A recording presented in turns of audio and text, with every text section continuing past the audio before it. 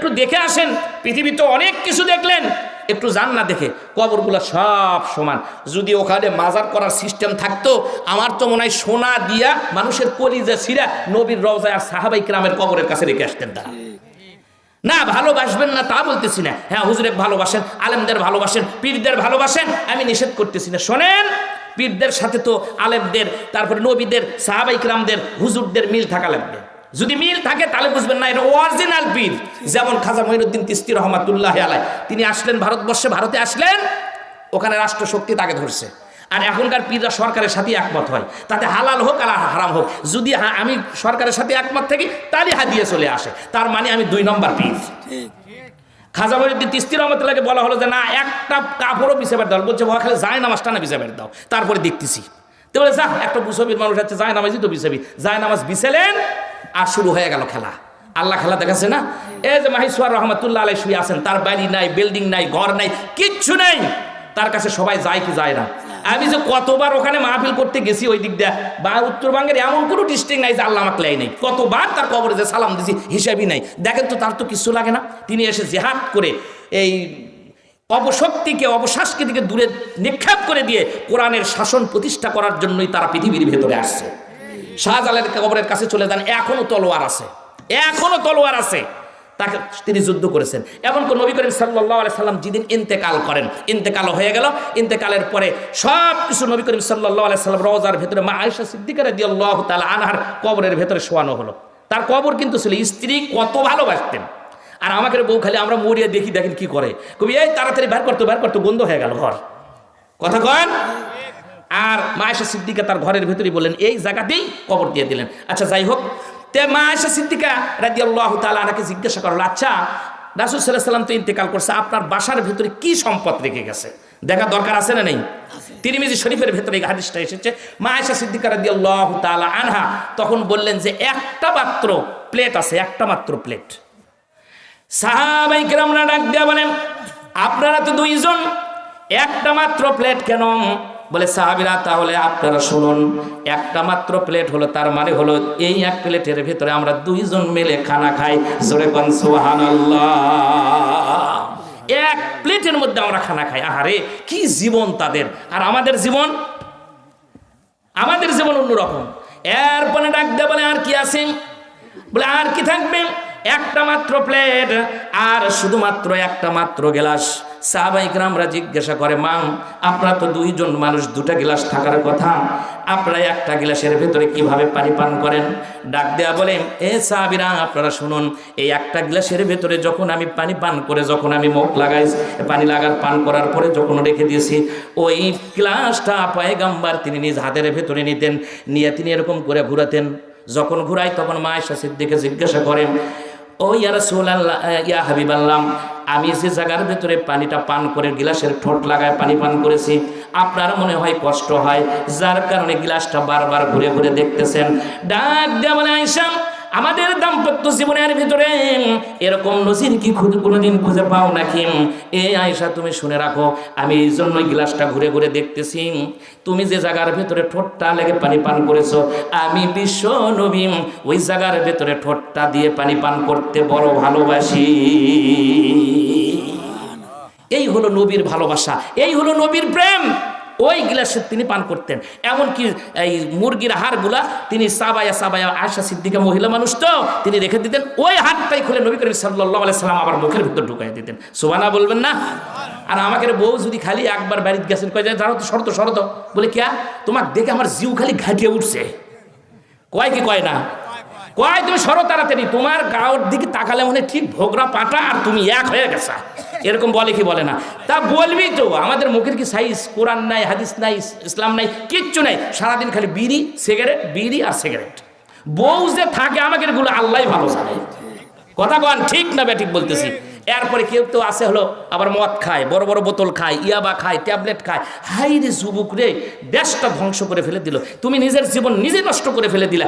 এই যে ইয়াবা খাচ্ছে, একটা ইয়াবা খাতে কমসে কম 8-10টা নাকি জিনিস লাগে, 8-10টা, ওটা খুঁজতে খুঁজতে তো বেলা চলে যাবি। আমি একজনকে ধরে বলছিলাম, কেন এগুলো কিভাবে খায়? এটা তো করছে হুজুর মেলাগুলো জিনিস লাগে, 8-10টার মতো জিনিস লাগে, তার মধ্যে টাকা লাগে। এখন দেখেন না টাকার কানি করলে খালি পোড়া, এটা তার মানে কি জানেন? ওই মাল খাসে। ওটা খায়া খায় টাকাও শেষ, ওরও কলিজা শেষ। টাকা যদি ওই রকম হয় তাহলে কলিজাটা কি হবে? এরপরে ওই 7-আপের বোতলের নাকি মুখা লাগে, তারপরে টাকা লাগে, তারপরে ইন্ডাকশনের সিরিঞ্জের কিবেন লাগে, আবার ওই যে কি সিগারেটের মধ্যে চিক করে না একটা ঠোল, ওটা লাগে। এরকম করে হিসাব করে আমার সম্মান থাকে না, হিসাব করে দেখলাম যে 8-10টাই বলে ফেলে দিল। হাই রে জীবন, তুমি যখন এগুলা খাচ্ছ, খাওয়াতে যদি টাকার মতো, টাকা তো চামড়া দিয়ে তৈরি, এটা যদি নষ্ট হয় তাহলে তোমার জীবনটা কি হচ্ছে? তোমার কলিজা পর্যন্ত শেষ। ও যুবক, আমি তোমার ভালোর জন্যই বলতেছি, যার ছেলে নেশা করে তাকে জিজ্ঞাসা করে দেখেন তার অবস্থাটিকে। এই নেশা করা অবস্থায় সে যদি মৃত্যু হয়, সে সাথে সাথে জাহান্নামের দিকে চলে যাবে। পয়গম্বর বলেছে শোরেবাল খামরু, যারা মদখোর এদের মুখটা কাবা শরীফের দিকে থাকবে না, মরে যাওয়ার সাথে সাথে এদের মুখটা পূর্ব দিকে করে দিয়ে আল্লাহ। বাঁচার কায়দা থাকবে সেই দিন। সেই দিন আমি উপকারের জন্য বলতেছি না, অপকারের জন্য বললাম এই কথাটা। উপকার হবে, বিশাল উপকার হবে। যে সন্তান, যে স্বামী, যার ছেলে মেয়ে এই নেশা করে, সেই সংসারে শান্তি নাই, শান্তি নেই। এই জন্য সন্তানকে আগে ছোটবেলা তো দেখছি বাসার ভেতরে গেলে পরে কোরআন শরীফ নিয়ে মানুষ পড়ছে। কারেন্ট নাই, বিদ্যুৎ নাই, কিচ্ছু নাই, হয়তো ল্যাম্পু জ্বলে, বাতি জ্বলে কোরআন শরীফ পড়ছে, জানলার কাছে এসে পড়ছে, বাইরে লোকজন মক্তবের ভেতরে যে কোরআন শরীফ পড়ছে। আর এখন সারা রাত গান গান আর গান দিয়া শেষ হয়ে যাচ্ছে, আর কোরআন শরীফ কেউ হাত দেয় না, লারি না। এখন শোনেন, কোরআন শরীফ আপনি পড়েন, না হলে স্ত্রীকে পড়ান, না হলে স্ত্রীর কাছ থেকেই শেখেন। স্ত্রী পড়বে, ছেলে পড়বে, মেয়ে পড়বে। যদি পড়ে, আপনার এই ঘরটা ঘরই থাকবে না, এই ঘরের ভেতর থেকে আল্লাহ পাক জান্নাতুল ফিরদাউসের বাতাস প্রবাহিত করে দেবে। একটু হিসাব করে দেখেন, আমার কথাটা মনে রেখে 1 মাস এরকম করে চলেন। ছেলে হোক মেয়ে হোক, ছেলেদের বলবেন, মেয়েদের বলবেন, মাগরিবের নামাজ হচ্ছে, সব বাড়ির ভেতর ওঠ, একটাও বাইরে থেকে বের হবি না। এখনই মাগরিবের নামাজ পড়, কোরআন শরীফ পড়, 1 রুকু করে পড়ান, পারলেন না 2 আয়াত করে পড়ান, 3 আয়াত করে পড়ান, যে এটা পড় আর অর্থ সহ আমাকে শিখা, অর্থ সহ আমাকে শোনা। দেখেন সেও ভালো হয়ে যাবে, আপনিও, আপনারও জীবন পরিবর্তন হয়ে যাবে। না হলে মহিলাদের সুন্দর জীবন, এই বইগুলো মা বোনদের কিনে দেবেন। মহিলাদের ওয়াজ নসিহত অনেক বই আসছে, খাদিজার জীবনী, আসিয়ার জীবনী, অসংখ্য বই আসছে মহিলাদের, জান্নাতি সাহাবী, এই বইগুলো কিনে দেবেন, মহিলাদের জীবন পরিবর্তন হয়ে যাবে। আর যারা পড়ে না, যারা সব সময় খালি দেখবেন মেকআপ করে ঘরে, ওর জীবনে কোনোদিন শান্তি নাই। কারণ আমরা যখন বিয়ে করছি, বিয়ের বিসমিল্লাহতে ভুল। একটা হলো যৌতুক লিয়া করছি, আর একটা বিয়ে না পড়াতে আগে হলো হলুদের অনুষ্ঠান আমরা করছি। হলুদ অনুষ্ঠান বোঝেন না? হলুদ অনুষ্ঠান মুসলমানদের এটা অনুষ্ঠান নয়, এটা ইহুদি খ্রিস্টানদের অনুষ্ঠান। শোনেন, হলুদ কার গায়ে দেয় জানেন? হলুদ দেয় হলো ওই যে বাজার থেকে যখন কই মাছ নিয়েছি, কই মাছে কিন্তু আগে হলুদ দেয়, হলুদ দেয় না, হলুদ আর মরিচ টরিচ পেস্ট দিয়ে সুন্দর করে এদিকে ওইদিকে মা বোনটা দিয়ে, এরপরে দেখবেন ওটা কার মধ্যে দেয়? তেলের কারায়ের মধ্যে দেয়। তার মানে হলো এখন কি করবি? কই মাছ গোটা ভাজবি। ও যুবক, তুমি কেন হলুদ মাখাচ্ছ? তার মানে বিয়ার পরে তোমাকে তোমার বউ ওই রকম ভাজবি। কথা বলেন? সুতরাং এই কাজ তুমি কেন করবা? তুমি তো মুসলমানের সন্তান, শরীয়ত অনুযায়ী বিয়ে করবা, তোমার বাসা থাকবে না, ওখান থেকে আল্লাহ পাক জান্নাতের সুঘ্রাণ প্রবাহিত করে দিবে। প্রিয় ভাইয়েরা আমার, অনেক দূর চলে আসছি। আমি বলতেছিলাম হলো মা আয়েশা সিদ্দিকার কথা, মনে আছে আপনাদের? আমার ভাইয়েরাম, এরপরে ডাক দিয়ে বলেন, আর কি আছে রাসূলের ঘরে? বলে আর কি আর থাকবে, আছে হলো একমাত্র একটা বিশাল বড় একটা তলোয়ার। দেখলেন, আমাদের বাসার ভেতরে আছে তসবিহ, আমাদের ভেতরে বাসার ভেতরে অসংখ্য সম্পদ, কিন্তু আমি নিষেধ করতেছি না, জিকির করেন সুবহানাল্লাহ, আলহামদুলিল্লাহ, আল্লাহু আকবার, এটা অনেক ভালো কাজ, এটা খারাপ কাজ আমি বলতেছি না। কিন্তু বন্ধু, বিশাল বড় একটা তলোয়ার আছে, আর এখন আমার হাতে যদি একটা তলোয়ার থাকে, সাথে সাথে পুলিশ এই 15 তারিখ 5 তারিখের আগে গত বছরে ধরে নিয়ে যেত। কথা বল ঠিক কিনা? মা আয়েশা সিদ্দিকাকে বলা হলো তলোয়ার কেন? বলে সাহাবী রাসূল যতদিন জীবিত ছিলেন, প্রায় রাসূল করিম সাল্লাল্লাহু আলাইহি ওয়াসাল্লাম প্রায় যুদ্ধ তিনি করেছেন ইহুদি খ্রিস্টানদের সাথে, যার কারণে তিনি একটা তলোয়ার সব সময় ঝুলিয়ে রাখতেন বাসার ভেতরে। না জানি কোন টাইমে কাফেরদের সাথে, ইহুদিদের সাথে, মুনাফিকদের সাথে যুদ্ধের ময়দানে যাওয়া লাগে, যার কারণে তিনি একটা মাত্র তলোয়ারটা রাখছেন। জোরে কোন সুবহানাল্লাহ। এই হলো রাসূলের জীবন। আর আমরা আমাদের জীবনটা অন্যরকম করে ফেলে দিয়েছি। বলতেছিলাম ভাইয়ের আমার, ঈসা রুহুল্লাহ তিনি চলে গেলেন ইহুদিদেরকে সাথে করে নিয়ে, খ্রিস্টানদেরকে সাথে নিয়ে চলে গেলেন। যাওয়ার পর ডাক দেয়া বলেন, এই তো দেখতেছি এটা হলো নূহ আলাইহিস সালামের ছেলে শামের কবর। ডাক দেয়া তিনি বলা শুরু করে দিলেন লোকজনগুলা, যে এটা এখান থেকে জীবিত করে যদি আপনি তাকে দেখাতে পারেন, তাহলে আপনার হাতে কালেমা পড়ে আমরা মুসলমান হয়ে যাব। ঈসা রুহুল্লাহ কবরের কাছে দাঁড়িয়ে বললেন, ইয়া শাম ইবনে নূহ কুম বিইজনিল্লাহ। একবার ডাকে শুনে না, দুইবার ডাক দিয়েছে শুনে না, 3বার ডাক দিয়েছেন। ঈসা রুহুল্লাহ ঘাবড়িয়ে গেছে। কেন রে এরকম তো হয় না, একবার বললি তো মানুষগুলা মুর্দাগুলা জীবিত হয়ে উঠে আসে, আমার সাথে সালাম দিয়ে দেখা করে। 3 বার ডাক দিয়েছেন, এই দিকে ঈসা রুহুল্লাহর শরীরটা ঘামিয়ে গেছে, না জানি কোন বিপদের মধ্যে পড়ে গেলাম। ইহুদিরা খ্রিস্টানেরা তো আমাকে ছেড়ে দিবে না, যার কারণে ঈসা রুহুল্লাহ আবার ট্রাই করলেন, আল্লাহর কাছে ডাক দিয়া বলেন, আল্লাহ এতবার কোনোদিন ডাকতে হয় নাই, আজকে 3 বার দিলাম কেন শোনে না। এরপরে আবার তিনি ডাক দিলেন, ইয়া শাম ইবনে নূহ কুম বিইজনিল্লাহ। বলার সঙ্গে সঙ্গে কবরের ভেতর থেকে নূহ পয়গম্বরের ছেলে পর্যন্ত উঠে থেমে যায়।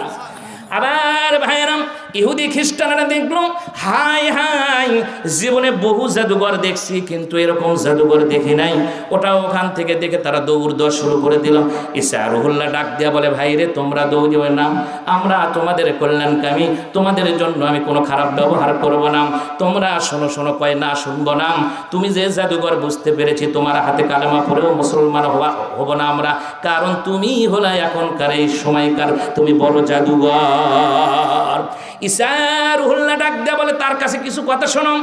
কিছু লোক থপকে দাঁড়ালো, আর কিছু লোক বলল, তোমার মতো জাদুঘরের কাছ থেকে কোনো কথা শুনতে চাই না।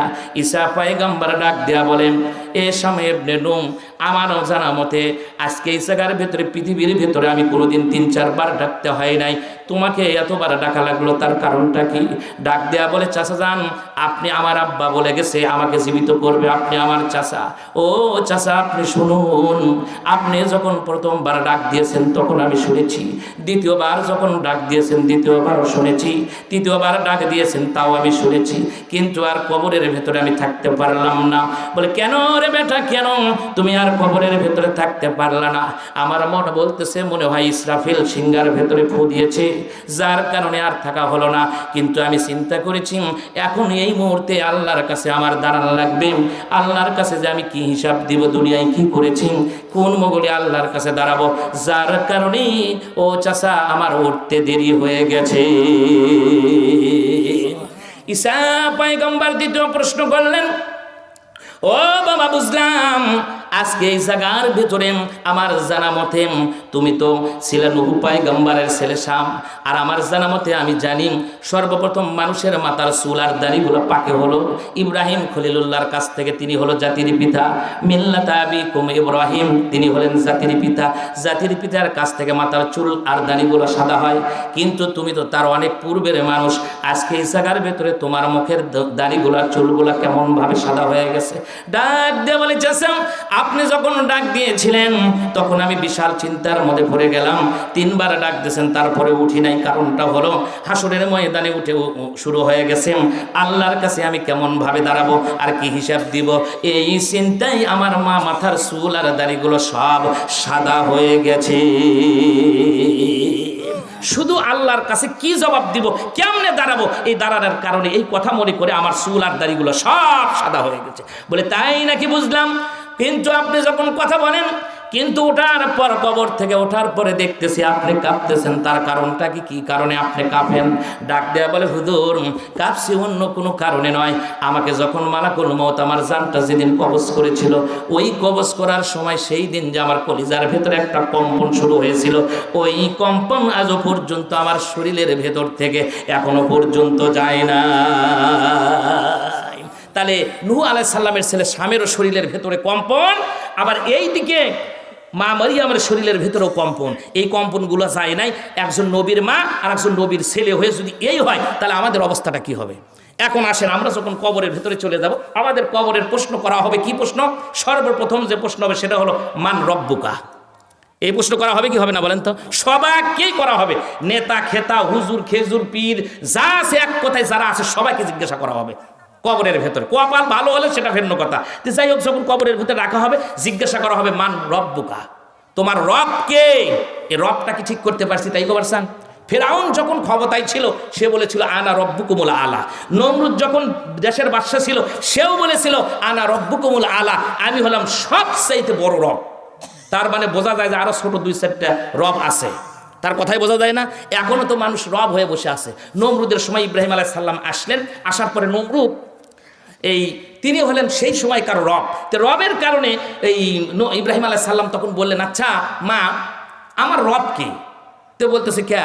তোমার রব তো আমি। সুবহানাল্লাহ বলবেন না? অবশ্য হাদিস শরীফের মধ্যে আছে মাকে রব্বের সাগীর বলা হয়েছে, ছোট রব, কারণ সব কিছু প্রতিপালনের একটা সিস্টেম মা ছাড়া পৃথিবীর ভিতরে কেউ জানে না। আমি আর আপনি পারবো? একটা ইটে নিয়ে পেটের ভিতরে সন্তান না, একটা ইটে না, হাফ কেজি একটা পাথর, এটি তো এক দোকানদার ওই যে কলা বেচ পেরে এসে পাথর হেরে দিচ্ছে, হেরে দিচ্ছে না। হাই রে মুসলমানের ইমান দিয়ে এই পাথর তাড়াতাড়ি ফেরত দিয়ে আসলে গরিব মানুষ কলা বেচে খায়। দুটাই 100 আর হাফ কেজি পাথর, এটা আপনি নিয়ে যে কি করবেন? ওই পাথর কিন্তু আল্লাহ পাক মরে যাওয়ার পর পাথরই খাওয়াবে। তবে দুনিয়ার পাথর না, মেরাজের অনেক ঘটনা আছে আমার জানা, এখন আমি কয়টা কথা বলি, না বললেও তো হয় না। অনেক আছে বড় বড় পাথরগুলো মানুষের এই একটা করে দাঁত হবে উহুদ পাহাড়ের সমান, জাহান্নামী রাজ, চিন্তা করছেন? আর শরীরের চামড়াগুলো হবে একেবারে 30 হাত লম্বা, কোনো কথা কিতাবের মধ্যে আছে 70 হাত লম্বা হবে। তাহলে কত বড় শরীর হবে। আর পাথরগুলো কি হবে? তো পাথর কি জন্য আপনি চুরি করে নিয়ে গেলেন? এই গরিব মানুষ কলা বেচে খায়, আর কোনো জিনিস পেলেন না? কারণ এটা ইমান। শোভা দেশেও মানুষ চুরি করে, এই গ্রামের লোকজন চুরি করেনি, এটা অন্য আমার মনে হয় বাইরের লোকজন চুরি করছে, কারণ ওরা চিন্তাই থাকে যে কুটি চুরি করা যায়। আসলে চোর চুরি করবেই, কারণ আমরা কোরআন থেকে দূরে সরে চলে গেছি। কথা কোন ঠিক কিনা? খালি যদি ওই একটা বলতাম যে আসারিকু আসারিকাতু, চোর হোক সুন্নি হোক তাকে ধরবা, হাত কেটে ফেলে দেবা, তাহলে চোর থাকতো বাংলাদেশে? ওর যদি কিয়ামত পর্যন্ত হায়াত আল্লাহ পাক দিল হয়নি, তাহলে কি করলো নি জানেন? মানুষ দেখলো নি, দেখে তার হাত কেনাই রে, তাহলে লোকজন করলেন যে চুরি করছিল রে, চোর রে, সেই জন্য হাত কাটছে। এতে আরগুলা চোর জীবনে কোনোদিন আর চুরি করতো না। কথা কোন ঠিক কিনা? আল্লাহর আইন কত সুন্দর দেখছেন, একজন মানুষ আর চুরি করতো না। প্রিয় উপস্থিতি, এই জন্য আমি বলতেছিলাম হলো যে এই যে পাথরটা আছে, পাথর নিয়ে গেছেন, দয়া করে গরিব মানুষ সব ফেরত দিয়ে দিবেন, না হলে সভা কমিটির কাছে এসে ফেরত দেন, না হয় এখানে ফালতে ফেলে দেন, যাতে মানুষজন না বোঝে। আপনারা তাদের লজ্জা শরম আছে নাকি? কন আমরা তো একটা লজ্জা শরম থাকা দরকার। আপনারা মনে করে দিয়া বনের ফাইল দিতে চলে যান, তারপরে যাহাই হবি নেই। যাই হোক, প্রিয় উপস্থিতি, আমি বলতেছিলাম হলো যে এই যে কবরের মধ্যে যাওয়া লাগবে, যার কারণে বললাম যে এই কি ইব্রাহিম আলাইহিস সালাম বলতেছে মা আমার রবকে। এই যে মা, আমরা একটা পাথর নিয়ে কি পারবো মাথার উপর থুয়ে সারাদিন ঘুরতে? কিংবা হাতের ভেতরে নিয়ে কি পাথর নিয়ে সারাদিন ঘুরতে পারবো? মা কিন্তু 1 দিন 2 দিন কষ্ট করে নাই। এই জন্য হাদিস শরীফে মাকে রব্বে সাগীর বলা হয়েছে, মানে এই ছোট রব হিসেবে গণ্য করা হয়েছে। কারণ আমরা তো আল্লাহর কাছে কোনো জিনিসই চাই নাই, চাওয়ার আগে যিনি পৌঁছে দেয় তার নাম রব, তার নাম ইলা, তার নাম রব। তো যাই এই নমরুদের ওই কি বলেন, ইব্রাহিম আলাইহিস সালাম বলতেছে মা আমার রবকে। কই কে বা? তোমার রব তো আমি। কই তাহলে তোমার রবকে? কই তোমার রবকে মানে আমার রব তো তোমার বাবা। কই বাবার রবকে? কই বাবার রব তো হলো এই দেশের প্রেসিডেন্ট, এই দেশের বাদশা, তার নাম হলো নমরুদ। আর এই কবরের মধ্যে প্রশ্নই কিন্তু প্রথম করা হবে হলো কি, মান রব্বুকা। আমি আর আপনি যখন রুহের জগতে ছিলাম সেখানেও কিন্তু রবের কথা এসেছিল। আমাদেরকে জিজ্ঞাসা করা হয়েছিল আলাস্তু বিরব্বিকুম, আমি কি তোমাদের রব নই? আমি কি তোমাদের হুকুমদাতা নই? আমি কি তোমাদের আইনদাতা নই? আমাদের কি মনে আছে? রুহের জগতের ওই কথা মনে আছে? আমাদের মনে নেই। যার কারণে রবের কথা আমরা যেদিন দুনিয়ার ভেতরে আসছি, আসার পর আমার বাপ মা আজান দেশে না দেয় নাই। এরপর নামাজের প্রথম শব্দই তো খালি নিয়ত করার পরে, সানা পড়ার পরে আমরা কি বলি? আলহামদুলিল্লাহি রব্বিল আলামিন। এখানেও রব, যে সমস্ত প্রশংসা সেই মহান রবের, এখানেও রব। এরপরে আমরা যখন রুকুতে যাই সেখানে কি বলি? সুবহানা রব্বিয়াল আজিম। এরপরে সিজদায় যখন চলে যাই সেখানে বলি কি? সুবহানা রব্বিয়াল আলা। সেখানেও রব। তাহলে দেখেন, দাঁড়ালেন সেখানে রব, রুকুতে গেলেন রব, এরপর সিজদা দিচ্ছেন আল্লাহকে, সেখানেও রব। তার মানে রবকে যেন আমরা ভুলে না যাই। রবের এক অর্থ হলো আইনদাতা, বিধানদাতা, এরপরে রিজিক দাতা, অনেক অর্থ আছে। এই রব সম্পর্কে কোরআন শরীফে বিভিন্ন জায়গায় এই রবের অর্থ আল্লাহ পাক করেছেন। নমরুদের এই বলতেছে মা তাহলে আমার রব হলে তুমি, তোমার রব আমার বাবা, এই বাবার রব হলো নমরুদ, তাহলে নমরুদের রব কি? মা সঙ্গে সঙ্গে সন্তানের ইব্রাহিম খলিলুল্লাহর মুখটা চাপে ধরছেন, চাপে ধরে বলে বা বেটা খবরদার এই কথাটা আর বলবি না। তোর রবকে আমি, আমার রব তোর বাবা, তোর বাবার রব হলো নমরুদ, নমরুদের রবের কথা আর বলিস না। এই কারণেই তো লক্ষ লক্ষ সন্তানকে সে হত্যা করেছে। এই রবটাকে শেখা লাগবে।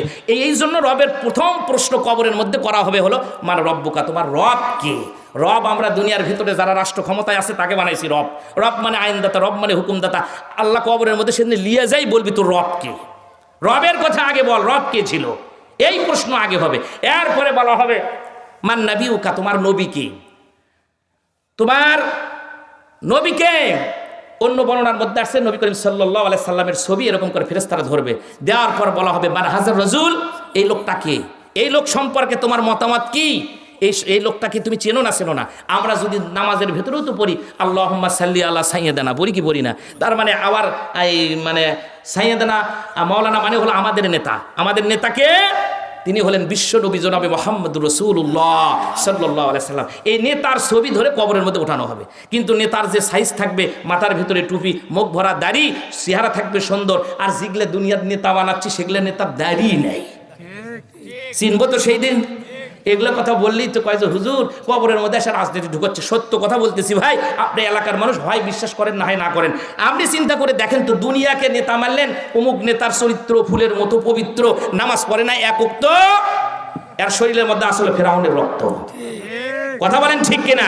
আর আপনি সেই দিন আপনারও মুখে দাঁড়িয়ে নাই, আপনার নেতা যাকে মানছিলেন নেতাও সেগুলো চেনেন না। অথচ রাসূল সাল্লাল্লাহু আলাইহি সাল্লাম বলেছেন, ক্বালান নবী সাল্লাল্লাহু আলাইহি ওয়াসাল্লাম লা তাকুলু সাইয়্যিদুল মুনাফিকুন, আবু দাউদ শরীফের হাদিস। খবরদার যেগুলো মুনাফিক, যাদের নামাজ নাই, রোজা নাই, কথা ঠিক নাই, ইসলাম নাই, ওযু নাই, গোসল নাই, তাদেরকে নেতা বানায়ও না। তার কারণ যদি কোনো মুনাফিক নেতাদেরকে তোমরা নেতা বানাও, আল্লাহ পাক তাদের প্রতি লানত বর্ষণ করে।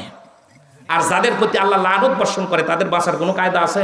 লানত মানে গজব, গজব মানে দোজক, আর দোজকের জায়গা হলো এই দোজকটা হবে যেটা, সেটা খালি আযাবের জায়গা, গজবের জায়গা, এটা মনে রাখা লাগবে। সেই জন্য সব মানুষকে নেতা বানানো যাবে না। এটা আবু দাউদ শরীফের হাদিস। যদি না পান আমার কাছে বলেন, আমি আপনাকে দিয়ে দেবো ইনশাল্লাহ। তাহলে বোঝা গেল মুনাফিকরা কোনোদিন নেতা হতে পারবে না। আমাদের তো চোখই নাই, নেতাকেও ভুলে গেছি আমরা কেমন নেতা বানান লাগবে। মসজিদের হুজুরক যখন নেতা বানাই, ইমাম মানে হলো নেতা, ওই ইমামের চেহারা সুরুত সব আমরা দেখি, যে দেখি ইমামের দাড়ি ছোট না বড়, যদি কয় ছোট কয় পেছনে নামাজ হবি না। কথা কন ঠিক কিনা? টুপি দেখে, দাড়ি দেখে, দেখতে দেখতে বাড়ির বউ পর্যন্ত দেখে ইমামের, যে দেখি বাড়ির বউ হুজুরের পর্দা করে কিনা। আচ্ছা 5-7 শতকের ইমামের দেখলেন এত কিছু দেখেন, যখন ইউনিয়নের নেতা হয় তার তখন নেতার খবর কি? আসল কথা যদি কই, পেটের মধ্যে যাবি হলো মই, পাওয়া যাবে না শেরপুরের সাইজ দেওয়ার দই। কথা কন? সেই জন্য ওই নেতাকে যখন বানাবেন, আর সমাজের নেতা, ইউনিয়নের নেতা, উপজেলার নেতা, একবারে সংসদ ভবন, একবারে আমেরিকা পর্যন্ত এই রকম নেতা লাগবে। কথা কন ঠিক কিনা? কোনো কারণবশত ইমাম সাহেব যদি বিড়ি খায়, ওই ইমামে কার রাখবেন? আরে যে ইমাম বিড়ি খায়, ওই ইমামের পেছনে যদি নামাজ পড়া হারাম হয়, দুনিয়ার যেগুলো নেতা বানায় সেগুলোর খবর কি? নেতা যেগুলো বানাবো সেগুলো অবশ্যই দেখে শুনে বানাবো। কথা বলেন ঠিক কিনা? কারণ ওই নেতাদের জন্য আমরাও তো দোয়া করি, রব্বানা হাব লানা মিন আজওয়াজিনা ওয়া যুররিয়াতিনা ওয়া কুররাতা আয়ুনি ওয়াজআলনা লিল মুত্তাকিনা ইমামা। বলেন আল্লাহু আকবার। এই দোয়া করি না আমরা, যে আমাদের রব তুমি আমাদেরকে এমন ছেলে দাও, এমন মেয়ে দাও, এমন স্ত্রী দাও, যাদের দিকে তাকালে আমাদের চোখটা, নয়নটা একেবারে শান্তিতে ভরে যায়। সুবহানাল্লাহ। এই দোয়াটা করি আমরা পবিত্র অবস্থায় ওযু করে মসজিদের মধ্যে যাই। আর কি বলি? রব্বানা হাব লানা মিন আজওয়াজিনা ওয়া যুররিয়াতিনা ওয়া কুররাতা আয়ুনি ওয়াজআলনা লিল মুত্তাকিনা ইমামা। হে আল্লাহ, আমাদেরকে মুত্তাকি ইমাম দাও। দেশের যখন লিডার দেবা, নেতা দেবা, ইমাম দেবা, তখন মুত্তাকি নেতা দিও। তো মুত্তাকি নেতা মসজিদের মধ্যে বললে হবে না? মসজিদের ভেতর থেকে যখন 5 বছর পর পর নির্বাচন আসে, যাদের ইসলাম নাই, কোরআন নাই, দাড়ি নাই, কিছু নাই, তাদের যে ছোট্ট একটা জায়গার মধ্যে একটা সিল মেরে থুই আসেন, ইমাম থাকলো তো ইমাম হাসে, তখন ইমাম হাসে, এটা মিলান তো? এটা কোরআনের কথা, আমার কথা না। এটা প্রত্যেক দিন দোয়া করতেছি, তাহলে ওখানে যা কাজ করলাম একটা, আর এখানে মুখে বলতেছি আর একটা। এই যারা কাজ করে তারা কি? টাটকা মুনাফিক, টাটকা মুনাফিক। যাক, অনেক দূর পর্যন্ত চলে গেছি, আর আমি বললাম না। এখন শোনেন, এই সময় মনে হয় শেষের দিকে চলে আসছে। আমি এখন বলবো আপনাদেরকে 10টা ছোট ছোট কাজ যদি করা যায়। ও আর একটা বাকি থাকলো, তাই না? তাহলে রব কোনো মানুষ হতে পারে না, রব হলো আল্লাহ। আর যে নবীর কথা বলা হলো, নেতার কথা বলা হলো, তিনি হলেন সাইয়্যিদুল মুরসালিন, আশরাফুল আম্বিয়া, জনাবে মুহাম্মদুর রাসূলুল্লাহ সাল্লাল্লাহু আলাইহি সাল্লাম। এরপরে জিজ্ঞাসা করা হবে আরেকটা প্রশ্ন, সেটা হলো আমার দীনুকা, তোমার দিনটা কি? ইন্নাদ দীনা ইনদাল্লাহিল ইসলাম। আল্লাহর কাছে সবচেয়ে মনোনীত ধর্মই হলো ইসলাম। সেই ইসলামটা আমরা ছেড়ে দিয়েছি। এরপরে মালিক ইয়াউমিদ্দিন, এখানেও একটা দিন। এই দিনের ব্যাখ্যা অনেক আছে, আমি করলাম না। দিনটা আমরা ঠিক করি। আল্লাহ পাক যেন 3টাই প্রশ্ন কবরের ভেতরে যেন সুন্দরভাবে জবাব দেওয়ার তৌফিক দেয়, আমরা বলি আল্লাহুম্মা আমিন। প্রিয় উপস্থিতি, এখন আসেন 10টি আমল করলে মৃত্যুর সময় কালেমা নসিব হবে। এটা হলো আমি এই আলোচনা করে শেষ করে দেব।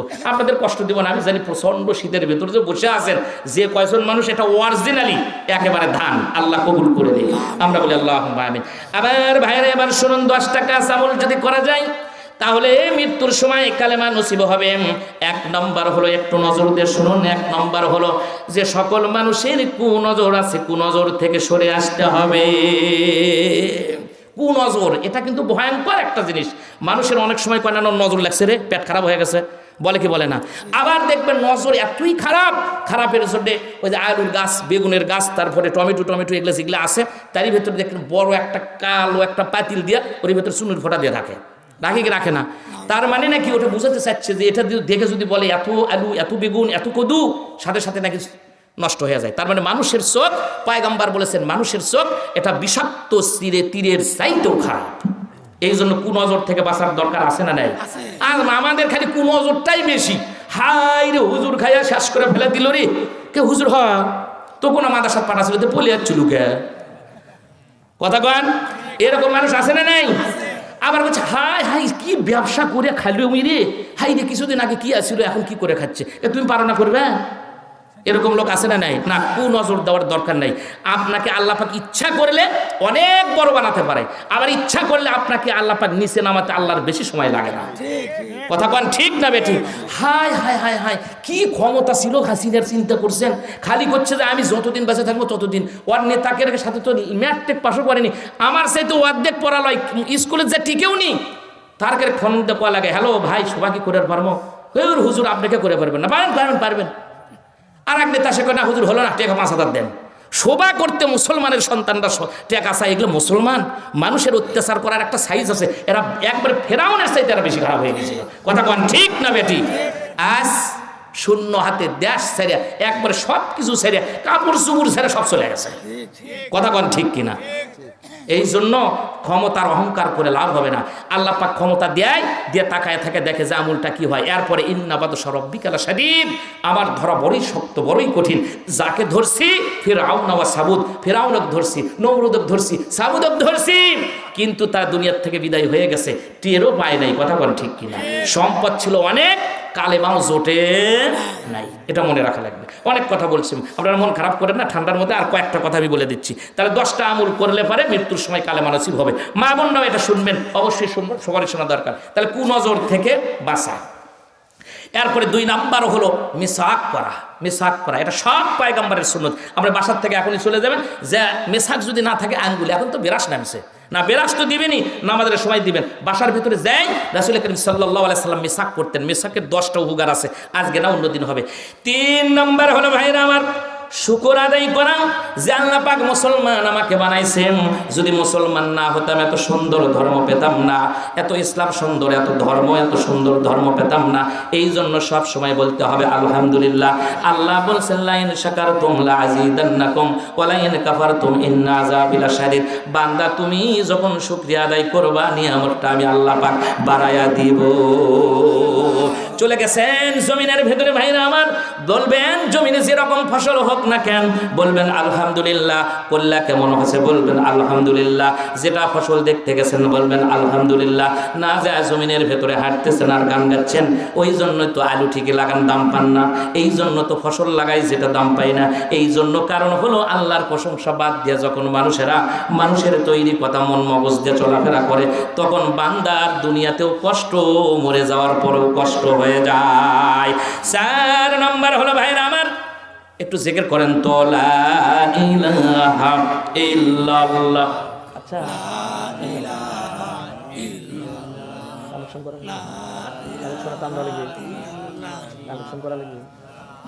হাইরে এতগুলা মানুষ সঙ্গে পুরুষ মানুষের মতো জিকির হলো, একটু মন খুলে জোরে জোরে জিকির করেন, লা ইলাহা ইল্লাল্লাহ।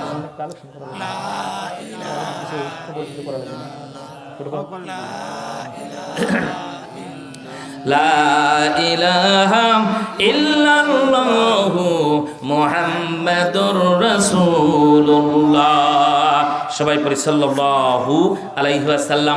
বলতেছিলাম ভাইরা আমার, 3 নাম্বার হলো শুকর আদায় করা, 4 নাম্বার হলো দান সদকা করা। যত দান করবেন, সদকা করবেন, আল্লাহ পয়গম্বর বলেছেন দান করার কারণে মানুষগুলো জান্নাতের নিকটবর্তী হয়ে যায়। আর যারা বখিলতা করবে, বখিল হবে, তারা জাহান্নামের নিকটবর্তী হবে। এরপরে ভাইরা আমার 5 নাম্বার হলো আল্লাহওয়ালাদের সাথে থাকা। আল্লাহ পাক কোরআন শরীফের মধ্যে বলছেন, ইয়া আইয়ুহাল্লাযীনা আমানু ইত্তাকুল্লাহ ওয়া কুনু মা'আস সাদিকিন। বলেন আল্লাহু আকবার। এই ঈমানদারেরা, তোমরা আমি আল্লাহ আমাকে ভয় করো, আর দুনিয়ার ভেতরে যারা সত্যবাদী, তোমরা সত্যবাদীদের সঙ্গী হও, সাথী হও, তাহলেই তোমাদের কপাল খুলে যাবে। এই জন্য সত্যবাদী যারা, নামাজি যারা, আল্লাহওয়ালা যারা, পরহেজগার যারা, তাদের সাথে আমরা থাকতে চাই। তাহলে মৃত্যুর সময় আল্লাহ পাক কালেমাটা নসিব করে দিবে। এরপরে ভাইয়েরা আমার, 6 নাম্বার হলো আল্লাহকে ভালোবাসা। পৃথিবীর কোন হুজুরকে ভালোবাসার মতো দরকার নেই, তবে আল্লাহ পাক যতটুকু ভালোবাসার কথা বলেছেন ততটুকু ভালোবাসা লাগবে। আল্লাহ যদি কোনো মানুষকে ভালোবাসার কথা বলে, সেই জায়গার ভিতরে ভালোবাসা লাগবে। আতিউল্লাহ আতিউর রাসূল ওয়া উলিল আমরি মিনকুম, আল্লাহর আনুগত্য করা লাগবে, রাসূলের আনুগত্য করা লাগবে। আর যারা নেতা আছে তাদের নেতাগুলার, মুসলমান যদি আল্লাহওয়ালা হয়, পরেজগার হয়, সেই নেতাদের অনুসরণ অনুকরণ করা লাগবে। 7 নম্বর হলো ভাইয়ের আমার, জিনা থেকে বাঁচতে হবে। আজকে পৃথিবীর ভিতরে তাকায় দেখেন, এমন কোনো থানা নাই, এমন কোনো জেলা নাই, এমন কোনো গ্রামগঞ্জ নাই, মনে হয় জেনা দিয়ে গোটা পৃথিবীটা একবারে ভরপুর হয়ে গেছে। সব জায়গার ভেতরে জেনা শুরু হয়ে গেছে। ও বন্ধু, জেনা বড় বড় একটা বিশাল বড় পাপ। যারা জেনা করবে কবরের ভেতরে তাদের বিশাল আযাব হবে, এমনকি মুখটা তাদের কাবা শরীফের দিকেও থাকবে না। একটা কথা বলি, এখন তো বাংলাদেশে জেনা নাই, কারণটা হলো জেনার নামটা চেঞ্জ করে ফেলে দিয়েছে। যারা সুদ খায় লোকজন তাদেরকে সুদখোর বলে, যারা ঘুষ খায় তাদেরকে লোকজনগুলো ঘুষখোর বলে, যারা ইমামতি করে তাদেরকে ইমাম বলে, শুক্রবারের জুম্মা যিনি পড়ায় তাদেরকে খতিব সাহেব বলে। কিন্তু বন্ধু, যারা ব্যবসা করে তাদেরকে ব্যবসায়ী বলে, যারা রিকশা চালায় তাদেরকে রিকশাওয়ালা বলে। কিন্তু যারা দুনিয়ার ভেতরে জেনা করে বিয়ে করে কেউ বলে না এরা হলো জেনাখুর, বলে নাকি বলেন? কারণটা হলো জেনা তো আর নাই, জেনার নাম তো সে হলো প্রেম। কই কেমনে বিয়ে করছো? কই প্রেম করে বিয়ে করছি বাড়ি। এরকম আছে না নাই? আরে প্রেম করে বিয়ে করছো, আবু দাউদ শরীফের হাদিস, ইন্না রাওয়াকি ওয়া তামাইমা ওয়া তাওলাতুন শিরকুল্লাহ, নিশ্চয় যারা ঝাড়ফু দিবে, যারা তাবিজ করবে, যারা যুবক যুবতীর যারা প্রেম করে বিয়ে করবে, এগুলা সব শিরকুল্লাহ, আল্লাহর সাথে শিরিক হয়ে যায়। এখন এ বেরাম আছে না নাই? কোনো পয়গম্বররা প্রেম করে বিয়ে করেনি, একবারে নিশ্চিত থাকেন নবীরা প্রেম করে বিয়ে করেন নাই, সাহাবায়ে কিরামরা প্রেম করে বিয়ে করেননি, তাবিনরা প্রেম করে বিয়ে করেননি। এখন যেগুলা হচ্ছে এগুলো জেনা করে বিয়ে হচ্ছে। কথা কন, হচ্ছে কি হচ্ছে না? কই কেমনে বিয়ে করছি? কই প্রেম করে বিয়ে করছি, লাভ মেরিস। উরি বাপ রে বাপ, কিছুদিন পরে বউ লিয়ে আসার পরে ওই সংসারের দাম্পত্য জীবন হলো লাভ মরিচ। মরিচের তো কি ঝাল, তার সেই তো বেশি ঝাল ওই সংসারের। কথা কন ঠিক কিনা? এরকম মহিলা আছে না নাই? আল্লাহ হেফাজত। অবশ্য আমাকে ইউনিয়নের মধ্যে এগুলো নাই, এগুলো অন্য অন্য জায়গাতে আছে। কালকে আবার আমি যখন যাবো শেরপুর, তখন আমার কবি যে হুজুর সব সেরে দিয়ে গেছে নাকি কন? না, এই এলাকার গোসাবাড়ি মা বোনরা হোক আর যুবকেরা, এরা তো আরো ভালো, এগুলো বেরাম এর দিকে নাই নাকি কন? আমাকে ইউনিয়ন কুসুম ইউনিয়নিতে নেই, আলহামদুলিল্লাহ কন নাকি কন? যাক, আল্লাহ পাক হেফাজত করুক। সুতরাং জেনা করা যাবে না, জেনা করা। আবু দাউদ শরীফের একটা হাদিস আছে, তিরমিজিতে এই হাদিসটা আছে। আবু সাঈদ খুদরি রাদিয়াল্লাহু তাআলা আনহু এই হাদিসটা বর্ণনা করেছেন। তিনি বলেন যে নবী করিম সাল্লাল্লাহু আলাইহি সাল্লামের কাছ থেকে একবার নয়, 2 বার নয়, 5 বার নয়, 7 বারের অধিক এই হাদিস শুনেছি। তাহলে এই হাদিসের গুরুত্ব কম না বেশি? অনেক অনেক গুণে বেশি। আমার ভাইরা সাহাবী ডাক দিয়ে বলেন, নবীজির কাছ থেকে আমি 7 বারের অধিকবার শুনেছি যে বনি ইসরায়েলের সময় একজন লোক কিফল নামে একজন ব্যক্তি ছিল। একটু মনোযোগ দিয়ে শুনবেন, সবাই শুনেন, একটু খেয়াল করেন। ওই লোকটার নাম হলো কিফল কিংবা কপিল। এই লোকটা এমন কোনো খারাপ কাজ নাই যে তার দ্বারা হয় নাই। ভাইরা আমার, আল্লাহ পাক তাকে পর্যাপ্ত সম্পদ দিয়েছিলেন। নবীজি বলেন, এই কিফল যখন লোকজনগুলা তার কাছ থেকে যখন টাকা চাইতো, পয়সা চাইতো, দিরহাম চাইতো, তিনি লাভ দিয়ে মানুষের সুদের টাকা তিনি ব্যবসা করতেন। কোনো মহিলা চাইলে সেই মহিলা তার কাছ থেকে কোনোদিন টাকা নিত ঠিকই, শূন্যভাবে খালিভাবে ফিরে যেতে পারত না, যতক্ষণ পর্যন্ত তিনি তার সাথে জেনা ব্যভিচার না করতেন। কিন্তু বন্ধু, তিরমিজি শরীফের ভেতরে আসেন, একজন মহিলা তার কাছে যা ডাক দেয়া বলে, কিফল রে, আমার স্বামী মারা গেছে কয়েক মাস পূর্বে, বাসার ভেতরে যত সম্পদ ছিল সব সম্পদগুলো আমাদের সব খেয়ে আমরা শেষ করে ফেলে দিয়েছি। আমার 2টা মেয়ে আছে, ছোট্ট ছোট্ট মেয়েগুলা কান্নাকাটি করতেছে। এ কিফল, তুমি যদি আমাকে 50 দিরহাম দাও, যদি টাকাগুলো দিতে তাহলে আমার কপালটা খুলে যেত। ডাক দেয়া বলে, তুমি যখন আসছো, আসো আসো, আমার কাছ থেকে জীবনে কোনোদিন কোনো মানুষ শূন্য হাতে ফিরে যায় নাই। তবে মহিলা, তোমার চেহারা সুরত দেখে মনে হচ্ছে তুমি খুব আল্লাহওয়ালা। বরকা পরে তুমি আমার কাছে চলে আসছো, পর্দা পশিদার করে তুমি চলে আসছো। বলে, হ্যাঁ আমি মুসলমান, আপনিও তো মুসলমান, তাহলে টাকাগুলো কি আমাকে দেওয়া যায় না? করজ হিসেবে দিয়ে দেন, পরে আমি মানুষের বাড়ির থেকে কাজকর্ম করে টাকাগুলো পরিশোধ করে দিব। কিন্তু ভাইরা আমার, মুসলমান হলে কি হবে? কপিলের ভিতরে হিংস্র জানোয়ারের মতো তার কথাবার্তা। ডাক দিয়ে বলতেছে, মহিলা রে, আমি তোমাকে 50 দিরহাম কেন, তোমাকে 60 দিরহাম দিব, কিন্তু আমার কাছ থেকে মানুষ ফিরে যায় নাই। পর্যাপ্ত পরিমাণ খাবারও তোমাকে আমি দিয়ে দিব, তোমার মেয়েদের কোনো কষ্ট হবে না। বলে, কি করতে হবে? বলে, আমার মনের আশা আকাঙ্ক্ষা তুমি পূরণ করবা। আমার এই বাসার ভেতরে কোনো লোক নাই, জন নাই, কেউ নাই, তুমি শুধু আমার বিছানার কাছে চলে যাবা, টাকাগুলো তোমারে দিয়ে দিব, পর্যাপ্ত পরিমাণ খাবারও দিয়ে দিব। কিন্তু বন্ধু, মেয়েটা সেই দিন লজ্জার কারণে তিনি চলে গেলেন। কিন্তু বাসার ভেতরে যাওয়ার পরই ছোট্ট ছোট্ট মেয়েরা ডাক দেয়া বলে, মা খাবার কি তুমি নিয়ে আসছো নাকি? মা ডাক দেয়া বলে, মা এখনো পর্যন্ত দেশের ভেতরে কাজকর্ম পাই নাই, যার কারণে খাবারগুলো আমি কিছুই আনতে পারি নাই। ডাক দেয়া বলে, মা কত আর সহ্য করব, পেটের ভেতরে প্রচন্ড ক্ষুধা। ডাক দেয়া বলে, তাহলে তুমি সকালবেলায় খেতে দিব তোমারে, কোনো চিন্তা করো না। মেয়েটা বের হয়ে গেল, সারাদিন কর্মের জন্য রাস্তাঘাটে সব জায়গায় চেষ্টা করলো, কিন্তু না না, কোনো জায়গার ভেতরে টাকা পয়সা, কোনো কাজকর্ম কিছুই তিনি পালেন না। শেষ পর্যন্ত ভাইরা আমার বাধ্য হয়ে বিকাল বেলাম সন্ধ্যার আগে তিনি চলে গেলেন কিফুলের কাছে, এই সম্পদশালীর কাছে। ডাক দেয়া বলে, কিফুল রে, সারাদিন ঘুরলাম কিন্তু আমারও মুখে কোনো খাবার জোটে নাই, সন্তানগুলো কাঁদতেছে, বাসার ভেতরে খাবার দিতে পারি নাই। এ কিফুল, দে না, তুই টাকাগুলো 10 কষ্ট করে 60 দিরহাম দিতে চাইছিলা, দাও না টাকাগুলা। ডাক দেয়া বলে, আমি তো বলেইছিলাম আমার প্রস্তাবের ভেতরে তুমি যদি রাজি থাকো, কোনো চিন্তা করা লাগবে না, কোনো ভাবনা করা লাগবে না। যার কারণে মেয়েটা ভাইরা আমার এইবার ডাক দেয়া বলে, আমি রাজি আছি, দাও না দাও, 60টা দিনার তুমি আমার হাতের ভেতরে দাও। বলে, 60টা দিনারও দিলাম, এরপরে তোমার খাদ্যও দিয়ে দিলাম, তোমার মেয়েদের জন্য খাবারও দিয়ে দিলাম, নাও চলো চলো আমার বাসার ভেতরে চলো। তোমার বাসার ভেতরে কি আজকে কোনো লোক নাই? বলে, না না, আমার বাসার ভেতরে কোনো লোক নাই, জন নাই, আমার ছেলে মেয়ে যা ছিল সব তারা আত্মীয়র বাড়িতে চলে গেছে, চলো তাহলে রুমের ভেতরে যাই। রুমের ভেতরে যখন নিয়েছে রে ভাইরা আমার, মেয়েটা তখন কাঁপতেছিল, চোখের থেকে তার পানিগুলো টস টস করে পড়তেছে। কি ফল হিংস্র জানোয়ারের মতো হলে কি হবে? এবার ডাক দিয়া বলতেছে, এ মহিলা, আমি তো তোমাকে জোর করি নাই, তোমাকে শুধু টাকা দিয়েছি, টাকার বিনিময়ে তোমার কাছ থেকে দেহটাই বড় চেয়েছি। আজকে এই জায়গার ভেতরে তুমি তো আমার দেহটা দেবে, আমি তো জোর করি নাই, তোমাকে তো টাকাই দিচ্ছি, তোমাকে তো খাবারও দিচ্ছি। ডাক দেয়া বলে, কি হলো রে, আমার এই ইজ্জতটা, আমার এই শরীরটা জীবনে আমার স্বামী সারা পৃথিবীর কোনো পুরুষ দেখে নাই, কোনো পুরুষ আমাকে স্পর্শও করে নাই। এ কেবল আমি চিন্তা করতেছি আল্লাহর কাছে আমি কেমনে যাবো রে কেবল, সেই চিন্তার কারণে আমার শরীরটা থরথর করে কাঁপে, আর চোখের পানিগুলো আমি ছেড়ে দিয়ে কান্নাকাটি করতেছি। শুধু খাবারের কারণে আজকে তোমার কাছে আমার ইজ্জতটা বিক্রি করা লাগলো রে কেবল। যাও যাও, এত বড় অপরাধটা নিয়ে আমি আল্লাহর কাছে কেমনে দাঁড়াবো? যার কারণে আমি কাঁদতেছি আর চোখের পানিগুলো ফেলে দিয়েছি। আল্লাহ রব্বুল আলামিন হলো হেদায়েতের মালিক। আল্লাহ ডাক দিয়া বললেন, কি বললে, তোর অন্তরের ভেতরে কি মায়া নাই? এবার মায়াটা তুই নিয়ে নে না। সঙ্গে সঙ্গে কি বলে, এবার ডাক দিয়া বলেন, তুমি আমার আজকের থেকে মা, তোমার ভেতরে যখন এত মহাব্বত, এত ভালোবাসা আল্লাহর যখন এত ভয়, যাও যাও, টাকাও দিলাম, খাবারও দিয়ে দিলাম, তোমার সাথে আমি জিনাবে বিচারে আবদ্ধ হব না। মেয়েটা খাবারগুলো নিয়ে নিলেন আর টাকাগুলো নিলেন।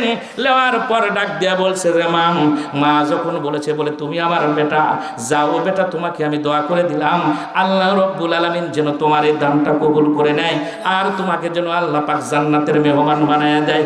খাবারগুলো তিনি দিয়ে দিলেন, আর তার সাথে তিনি কোনো খারাপ ব্যবহার করলেন না। আল্লাহর ইশারা ইঙ্গিত বোঝা বড় কঠিন রে ভাইরা আমার। ওই রাত্রিতে কি ফলটা দুনিয়ার থেকে বিদায় হয়ে যায়, আর ফেরেশতার মাধ্যমে আল্লাহ পাক তার দরজার ভেতরে লিখে দিয়েছেন, এই কি ফলটা ছিল হলো জাহান্নামী। আজকের এক রাতের আমলের কারণে আল্লাহ পাক এতই খুশি হয়ে গেছে, খুশি হওয়ার কারণে আল্লাহ পাক এই কি ফলকে জান্নাতের মেহমান বানায়া দিয়েছে।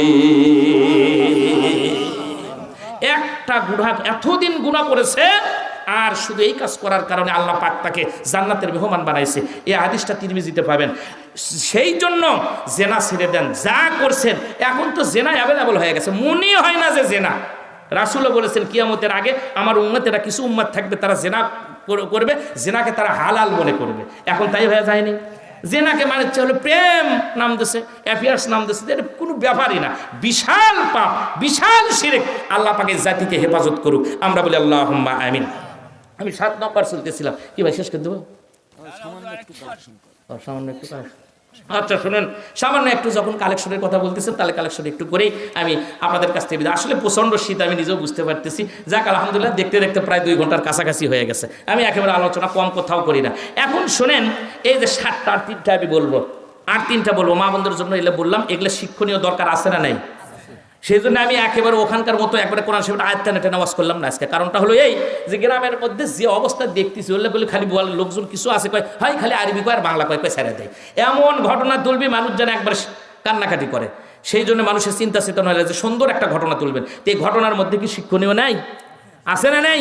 তো সেই ঘটনাগুলোই তো আমাদের বলতে হবে। তো এই যে জিনাত থেকে, এত বড় পাপ থেকে কি ফল যখন বাঁচলো, আল্লাহ পাক একটা দিনের কারণে দান করছে, আর মেয়েটার সাথে জেনাবে বিচার করেনি, ওই রাত্রে মারা গেল, আল্লাহ পাক তাকে জান্নাতের শুভ সংবাদ দিলেন। তা আমাদের পাপ নাই এমন কোনো মানুষ আছে? কুল্লু নাবিউন মাসুমুন, নবীরা হলো বেগুনা, নবীদের কোনো গুনাহ নাই। নবী সাহাবীর ওটা আলাদা হিসাব, নবীদের সাহাবীদের কোনো গুনাহ নাই, আল্লাহ সব পাপ করে দিয়েছে। সুবহানাল্লাহ কর। কিন্তু আর আমরা যারা আছি পাপ ছাড়া আছি, কোন সব মানুষ আমরা পাপের ভেতরে হাবুডুবু খাচ্ছি। এই জন্য আসাদকাতু তারাদ্দুল বালা, সাদকা করলে, দান করলে আল্লাহ পাক বালা মুসিবত থেকে হেফাজত করে। আর এই যে দান করার কারণে আল্লাহ পাক ফেরেশতাগুলো পাঠিয়ে দেয়। সকালে ফেরেশতা চলে আসে, 2 জন ফেরেশতা চলে আসে। এই ফেরেশতাগুলো আমাদের সাথে ঘুরতে থাকে যে দেখি এই বান্দা কোনো কিছু দান করে কিনা, কোনো কিছু দান করে কিনা। যে দান করে, সঙ্গে সঙ্গে ফেরেশতাগুলো আল্লাহর কাছে চলে যায়। আল্লাহর কাছে বলে, আল্লাহ এই বান্দা তোমার দান করছে। আল্লাহ কয় যা, আমি জীবনের সব গুনাহ খাতা মাফ করে দিলাম। কিন্তু শোনেন, এই কথা শুনেই খালি চিন্তা করেন যে সকালবেলা ফকির আসবি, কানা 1 টাকা নাই 25 পয়সা কিংবা সেরা 2 টাকা দিয়ে দেবো, হুজুর তো ওয়াজ করছে। কথা হলো পানি বাজে শুকনো, কি বোঝেন কথা আমার, কথা বুঝছেন? তো এই জন্য পানি বাজে শুকনা ধুলা ওরে, সেই বুঝে কাজ করা লাগবে। আমি আর আপনি কোরআন হাদিস কিছু মানবো না। ফেরাউন দেশের সব মানুষের খাবারের ব্যবস্থা করে দিয়েছে, কিন্তু ইমান নাই। ইমান ছাড়া দান করে লাভ আছে? তা আমরা যদি নামাজ কালাম রোজা তসবিহ তাহলিল জিকির আজকার কোরআনকে সংবিধান না মানি, ওই দান করে আপনি কি করবেন? সেটাও মানা লাগবে। কথা কোন ঠিক কিনা? আবার ভাই ওই যে গ্রামীণ ওই যে কি পুলিশ ভাই, কি নাম জানি ওনার, আলম ভাই, খুব আমার কাছের মানুষ। উনি যা মানে লোক, বুঝছেন, আমার তো আমি একটা ছোটোখাটো আছে গ্রামের হাতুড়ে ডাক্তার, বুঝছেন, আমার কোনো দোকান আছে ওখানে, অনেকে হয়তো জানেন না। তে আমি এই দোকানদারি করি। তো উনি এখন মানে আমার দরজার সাথে যা কবি, হুজুর দেমো, হুজুর দেমো, এমন পেঁচানে কথা কয়, বুঝছেন। আমি ওর জন্য দোয়া করি সবসময় যে আল্লাহ তাকে হেদায়েত দিক, আল্লাহ তাকে জান্নাতের মেহমান বানাক, আমরা বলি আমিন। এতই কলিজা বড় তার, বুঝছেন। আমার কাছে হুজুর দেমো, আমি দেমো, কেন কি আর কম কি দিবি, আমি তো কিছুই বুঝতে পারছি না। তেন হুজুর মানুষ তো লোভ তো থাকে, এখন দেন যে যা হয় হয়ে যাবি না, হয় বাদাম দিবি না, মানে ইয়া দিবি। পরে এখন করছে যে আসসালামু আলাইকুম, দেখছেন কি দিল, যাক আলহামদুলিল্লাহ, সবচেয়ে দামি জিনিস তিনি দিয়েছেন, আলহামদুলিল্লাহ বলেন। যে তোমার ভেতরে শান্তি রহমত বর্ষিত হোক, এর চাইতে ভালো কথা আর পৃথিবীতে আছে? টাকা দিয়েও কিনতে পাওয়া যায় না, সেই জিনিস তিনি দিয়েছেন। আজকেও বলতেছে হুজুর সময় আছে, দিব দেবো, এবার দিয়ে চলে যাবেন, সমস্যা কি? এতই সুন্দর মানুষ তিনি, আলহামদুলিল্লাহ বলেন। 7 নম্বর হলো জিনা থেকে বেঁচে থাকা লাগবে। এরপরে 8 নম্বর হলো আজানের জবাব দেওয়া, আজান শোনা আর আজানের জবাব দেওয়া। আজান দেওয়ার বিশাল ফজিলত ভাইরা আমার, বুখারী শরীফের মধ্যে আসছে, যখন কোনো আল্লাহর বান্দা, যদি কোনো আল্লাহর বান্দা বিনে বিতুনে 7 বছর অথবা 10 বছর আজান দেয়, মরে যাওয়ার সঙ্গে সঙ্গে আল্লাহ পাক তাকে জান্নাতের মেহমান বানায়া দেয়। 7 বছর যদি কেউ আজান দেয়, জান্নাতের যে কোনো দরজা দিয়ে সে জান্নাতে প্রবেশ করবে। আচ্ছা বলেন তো, কয় বছর মেম্বার চেয়ারম্যান এমপি গিরি করলে জান্নাত পাওয়া যাবে? আছে এরকম হাদিস আছে? তাহলে চিন্তা করে দেখেন, 7 বছর আজান দিবেন, আজানের জবাব দিবেন। আমার মামা হয়, যাক আমার মামা অসুস্থ মানুষ, আল্লাহ 200 টাকা দিয়েছে, তুমি কবুল করে নাও। আল্লাহ তুমি তাকে ইসলামের জন্য কবুল করে নাও। আল্লাহ লক্ষ লক্ষ কোটি কোটি টাকার মালিক বানায়া দিও, আমরা বলি আমিন। আমার ভাইয়েরা 8 নাম্বার হলো মহিলারা কিন্তু আজান দিতে পারে না বন্ধুরে। এই জন্য আল্লাহ রাসূল বলেছেন মুয়াজ্জিন যা বলবে তোমরাও তাই বলবা, মুয়াজ্জিন যেখানে থাকবে তোমরাও সেখানে থাকবা। আর আমরা যখন মুয়াজ্জিন আজান দেয় তখন আরো গান জোরে করে দিই, কথা কোন ঠিক কিনা? মহিলারা কয়েকটা কাজ করতে পারবে না। 1 নম্বর তারা আজান দিতে পারবে না, 2 নম্বর হলো তারা একামত দিতে পারবে না, 3 নম্বর হলো তারা সূরা কেরাত জোরে পড়তে পারবে না, তবে গান গাইতে পারবে। গানের যে সুর একখান তাবিজি বানাইয়া কয় কি কয় না, গানটা যদি খালি ঘুরে বলতো একখান বরকা বানাইয়া দে, ভালো হতো না? এই জন্য পয়গম্বর বলেছেন মহিলারা আজান দিতে পারবে না, তাদের সমস্যা নেই, মুয়াজ্জিন যা বলবে তোমরাও তাই বলবা। বাড়ি থেকে আজান দেওয়ার দরকার নাই, কিন্তু আজান না দিলেও তোমরা মুয়াজ্জিন জান্নাতে যাবে, তাদের সাথে তোমরাও জান্নাতি হয়ে যাবে। এরপরে ভাইরা আমার 9 নম্বর হলো বেশি বেশি দোয়া আর জিকির করা। কোরআন সুন্নাহ ভিত্তিক যেগুলি দোয়া আছে সেই দোয়াগুলো পড়বেন, সুবহানাল্লাহ, আলহামদুলিল্লাহ, আল্লাহু আকবার, এই দোয়াগুলো পড়বেন। এরপরে ভাইরা আমার 10 নম্বর হলো পয়গম্বর বলেছেন সূরা হাসরের শেষ 3 আয়াত পড়া। শেষ 3 আয়াত পড়ি না আমরা, ওই যে সকালবেলা পড়ি, এরপরে মাগরিবের সময়ও পড়ি। যদি 70,000 ফেরেশতারা আমাদের জন্য দোয়া করে, আর এই 10টা কাজ যদি করেন, এই 10টা ছোট আমল করার কারণে আপনার আমার মৃত্যুর সময় কালেমা নসিব হবে। এই 10টার কথা বলছিলাম, 10টা বলে দিছি। আচ্ছা সবাই বলেন আস্তাগফিরুল্লাহ, আস্তাগফিরুল্লাহ, আস্তাগফিরুল্লাহ, আস্তাগফিরুল্লাহ রাব্বি মিন কুল্লি যামবিন ওয়া আতুবু ইলাইহি, লা হাওলা ওয়া লা কুওয়াতা ইল্লা বিল্লাহিল আলিয়্যিল আযীম।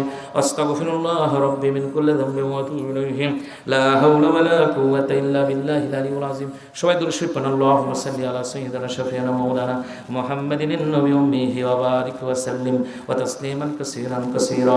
আল্লাহুম্মা সাল্লি আলা রূহি মুহাম্মাদিন في الأرواح، اللهم صل على جسد محمد في الأجساد، اللهم صل على قبر محمد في القبور، اللهم آمين. الحمد لله رب العالمين، الصلاة والسلام على رسوله الكريم. ربنا ظلمنا أنفسنا وإن لم تغفر لنا وترحمنا لنكونن من الخاسرين.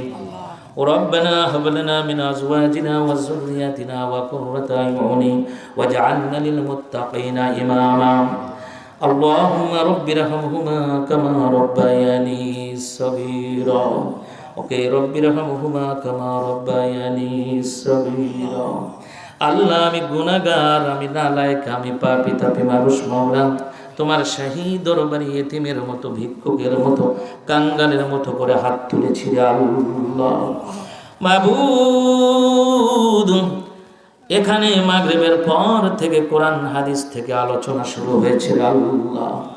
আল্লাহ আমরা তো মানুষ, ভুল তো হবেই, ভুলগুলো মাফ করে দিয়ে যা কিছু হাদিয়া দিবেন সর্বপ্রথম বিশ্ব নবীর রওজাতুল মুবারকে সবখানা পৌঁছে দিন আল্লাহ। আদম আলাইহিস সালাম থেকে শুরু করে এই যাবত যতগুলো নবীরা তাদের সাহাবায়ে কেরামরা সাথীরা যারা দুনিয়ার থেকে বিদায় হয়ে কবরে চলে গেছে, তাদের রূহ পাকে সবখানা পৌঁছে দাও মাবুদ। মাওলা জান্নাতুল বাকি, জান্নাতুল মাওলায় যারা শুয়ে আছে তাদের রূহ পাকে সবখানা পৌঁছে দাও আল্লাহ। আমার সাথে যারা হাত তুলে আমিন আমিন করছে, আমি জানি না কে মা হারা, কে বাবা হারা, কে আত্মীয় স্বজন পাড়া প্রতিবেশী হারা আল্লাহ। বহু দেশে গেলাম, বহু বাংলাদেশের প্রায় ডিস্ট্রিক্টগুলো ঘুরে ঘুরে দেখেছি, বন্ধু পেয়েছি অনেক, কিন্তু বাপ মার মতো আপন বন্ধু আর পৃথিবীতে হয় না আল্লাহ। যাদের পিতামাতা আত্মীয় স্বজন দুনিয়ার থেকে বিদায় হয়ে অন্ধকার কবরে চলে গেছে রে আল্লাহ, ওই কবরের খবর আমরা তো নিতে পারি না। দূর দূরান্তের খবর টেলিফোনের মাধ্যমে, ফোন ফ্যাক্সের মাধ্যমে পাই, কিন্তু 3.5 হাত মাটির নিচের খবর আজ পর্যন্ত কোনো বিজ্ঞানী দিতে পারল না রে আল্লাহ। আল্লাহ যাদের বাবা মা কবরে চলে গেছে, কবরের ভিতর থেকে চাতক পাখির মতো তাকায় আছে আর বলতেছে, ছেলেরে মেয়েরে জাস্টিত মাহফিলে আমাদের জন্য কিছু হাদিয়া পাঠাইয়া দিস আল্লাহ। আমাদের তো দোয়া করা ছাড়া কিছুই নাই আল্লাহ। তাদের কবরগুলোকে তুমি জান্নাতের টুকরায় পরিণত করে দাও মাবুদ। জীবনে কত দোয়া করলাম, জানি না কোন দোয়াটা তোমার দরবারে কবুল হয়েছে। জীবনে কোনো দোয়া যদি কবুল না হয়, আজকের এই মাহফিলের দোয়া তুমি তোমার দরবার থেকে ফেরত দিও না রে আল্লাহ। আল্লাহ, কত মানুষ রে আমরা নিজ হাতে কবরের মধ্যে শোয়াইয়াম, উপরে মাটিতে চলে আসলাম রে মাওলা। জানি না কোন দিন জানি মসজিদের খাটনিটা আমাদের বাসার সামনে উপস্থিত হয়। আল্লাহ, যেদিন মসজিদের খাটনিটা আমাদের বাসার সামনে উপস্থিত হবে, সেই মাসটা যেন রমজান মাস হয়, দিনটা যেন জুমার দিন হয়। নবীজির চাঁদ মুখখানা দেখতে দেখতে, তাওহীদের কালেমা পড়তে পড়তে আমরা যেন দুনিয়ার থেকে বিদায় হতে পারি। আল্লাহ, যে কবরে নাই সাথী নাই বাতিম, ওই কবরে আমরা কেমনে থাকবো রে মাওলা? নবীর রওজার থেকে আমাদের কবর পর্যন্ত তুমি পরিষ্কার ভাবে নূরের ব্যবস্থা করে দিও রে আল্লাহ। আল্লাহ, বেনামাজি করে তুমি আমাদের কবরের বাড়িতে ডাক দিও না, জাহান্নামী করে তুমি হাসরের ময়দানে উঠাইও না। আল্লাহ, আমাদের দোয়াগুলোকে তুমি কবুল আর মঞ্জুর করে নাও। আসমানে বালা আসমানে উঠাইয়া দাও, জমিনের বালা মুসিবত গুলো জমিনের ভেতরে গাড়াইয়া দাও। দাজ্জালের ফিতনার থেকে তুমি আমাদেরকে হেফাজত করো। আল্লাহ, এই ছোট্ট মাহফিলটাকে বড় বড় মাহফিলের সাথে তুমি কবুল আর মঞ্জুর করে নাও। আল্লাহ, যে সকল ভাইয়েরা আজকে এই জায়গার ভেতরে দান করেছে, টাকা দিয়েছে, পয়সা দিয়েছে, শ্রম দিয়েছে, মা বোনরা বড় কষ্ট করে রান্না বান্না করে খাওয়াইছে।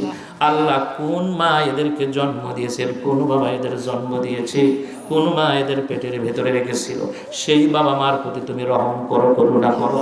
আল্লাহ, যে সকল মায়েরা ভাইয়েরা বোনেরা আজকে এই জায়গার ভেতরে দান করেছে, আল্লাহ, আমি এদের কি দিয়ে বিদায় দিব? দেওয়ার মতো কিছুই নাই, তোমার ভান্ডার তো খালি নাই। তুমি এদের প্রত্যেকের নিঃশ্বাসে নিঃশ্বাসে হাজার হাজার নেকি লিখে দাও। আল্লাহ, এই মাহফিলগুলোকে তুমি কবুল আর মঞ্জুর করে নাও। সুবহান রাব্বিকা রাব্বিল ইজ্জাতি আম্মা ইয়াসিফুন ওয়া সালামুন আলাল মুরসালিন ওয়ালহামদুলিল্লাহি রাব্বিল আলামিন। ওয়া জাআলা আখির কালামাতিনা ইনদাল মাউতি লা ইলাহা ইল্লাল্লাহু মুহাম্মাদুর রাসূলুল্লাহ সাল্লাল্লাহু আলাইহি ওয়াসাল্লাম। সবাই আমার সালামের জবাব দেন। আসসালামু আলাইকুম ওয়া রাহমাতুল্লাহি ওয়া বারাকাতুহু।